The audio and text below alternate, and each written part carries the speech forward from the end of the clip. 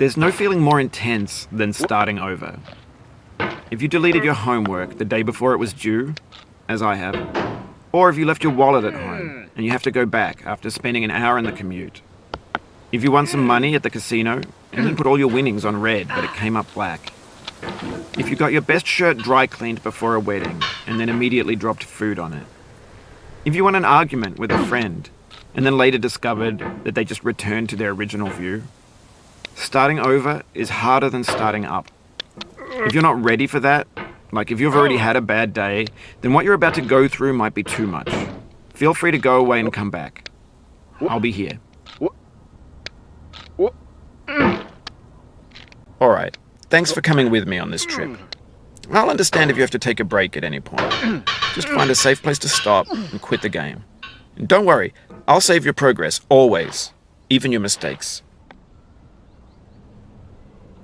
This game is a homage to a free game that came out in 2002, titled Sexy Hiking. The author of that game was Jazzuo, a mysterious Czech designer who was known at the time as the father of B games. And B games are rough assemblages of found objects. Designers slap them together very quickly and freely, and they're often too rough and unfriendly to gain much of a following. They're built more for the joy of building them than as polished products. In a certain way, Sexy Hiking is the perfect embodiment of a B game. It's built almost entirely out of found and recycled parts, and it's one of the most unusual and unfriendly games of its time. In it, your task is simply to drag yourself up a mountain with a hammer.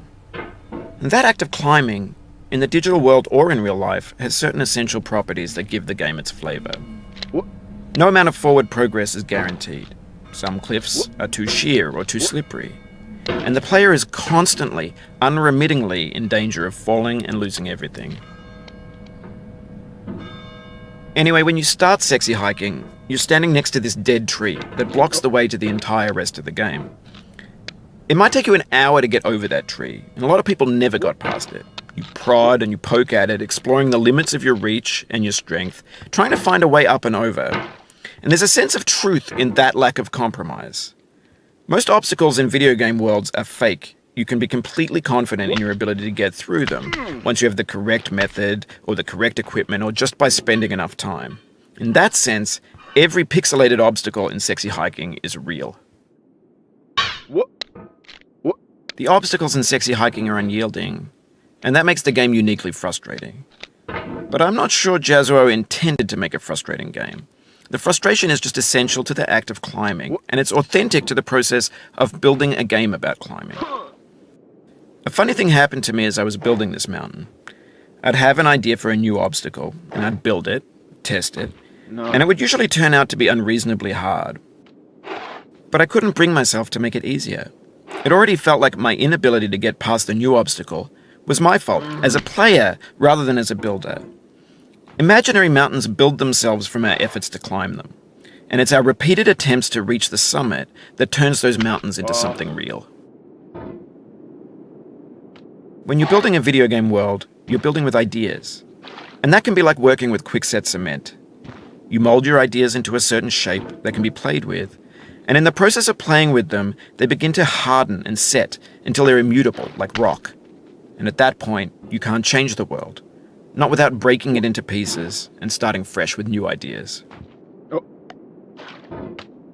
For years now, people have been predicting that games would soon be made out of prefabricated objects, bought in a store and assembled into a world. And for the most part, that hasn't happened, because the objects in the stores are trash. I don't mean they look bad or that they're badly made, although a lot of them are. I mean they're trash in the way that food becomes trash as soon as you put it in the sink. Things are made to be consumed and used in a certain context, and once the moment is gone, they transform into garbage. In the context of technology, those moments pass by in seconds.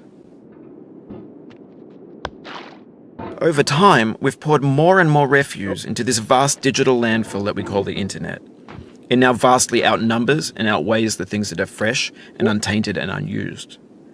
When everything around us is cultural trash, trash becomes the new medium, the lingua franca of the digital age. And you can build culture out of trash. But only trash culture. B games, B movies, B music, B philosophy. Maybe this is what digital culture is. A monstrous mountain of trash, the ash heap of creativity's fountain. A landfill with everything we ever thought of in it. Grand, infinite, and unsorted. There's 3D models of breakfast, Gen X's fanfic novels, scan magazines, green screen Shia LaBeouf, banned snuff scenes on LiveLeak. Facebook's got lifelike bots with unbranded adverts and candid shots of Kanye and Taylor Swift mashups, car crash epic failed GIFs, Russian dashcam vids, discussions of McRibs, discarded, forgotten, unrecycled, muddled, rotten, untitled. Everything's fresh for about 6 seconds, until some newer thing beckons, and we hit refresh. And there's years of persevering, disappearing into the pile, out of style, out of sight. In this context, it's tempting to make friendly content that's gentle, that lets you churn through it but not earn it. Why make something demanding if it just gets piled up in the landfill, filed in with the bland things? When games were new, they wanted a lot from you. Daunting you, taunting you, resetting and delaying you. Players played stoically. Now everyone's turned off by that. They want to burn through it quickly, a quick fix for the fickle, some tricks for the clicks of the feckless. But that's not you, you're an acrobat. You could swallow a baseball bat. Now I know, most likely you're watching this on YouTube or Twitch, while some dude with 10 million views does it for you. Like a baby bird being fed chewed up food.